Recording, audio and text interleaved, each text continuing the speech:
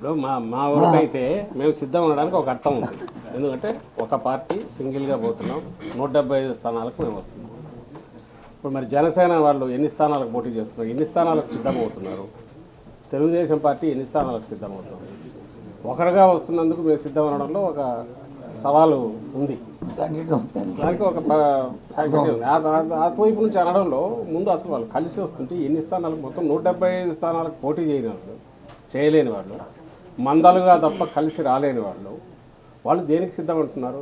ఒకరు మేము సిద్ధమే అంటే ఇంకొకరు మేము సంసిద్ధమని ఇంకో అనేది జోకర్లుగా మిగిలిపోలే.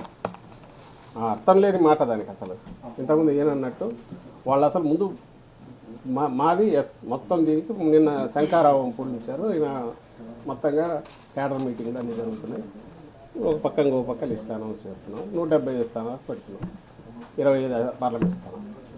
ముందు అది తేల్చుకున్నాక వాళ్ళు ఇదిగో మేము కూటమిగా సిద్ధమంటారా, లేదా 10 పార్టీలుగా సిద్ధమంటారా, అప్పుడు చెప్పుకోవచ్చు. అన్నిటికంటే ముఖ్యం వాళ్ళు ఎక్కడైతే మీరు అడిగిన ప్రశ్న ఆ ప్రాంతంలో వాళ్ళు ఏదైతే ఫ్లెక్సీ పెట్టారో అక్కడ ఎన్నికల్లో ఆ పార్టీ పోటీ చేస్తుందా, ఆ అభ్యర్థి మా అభ్యర్థి చెప్పానండి చెప్పి తీసుకుంటే తప్పే ఉంది. అది అంతే. బాగుండంగా కాదు వాడుతున్నారా ఇంకోళ్ళు వాడుతున్నారా అనే దాంట్లో ఇక్కడ డిస్కషన్ ప్రస్తుతం అన్నీ కూడా. కానీ ఏదైతే సిద్ధమని దీనికి సిద్ధమని అక్కడ ఆ ప్రాంతంలో వచ్చి వాళ్ళు ఫ్లెక్సీ పెట్టి మేము దేనికి సిద్ధమని, అందుకే మేము అడిగాను దేనికి సిద్ధమని చెప్పింది.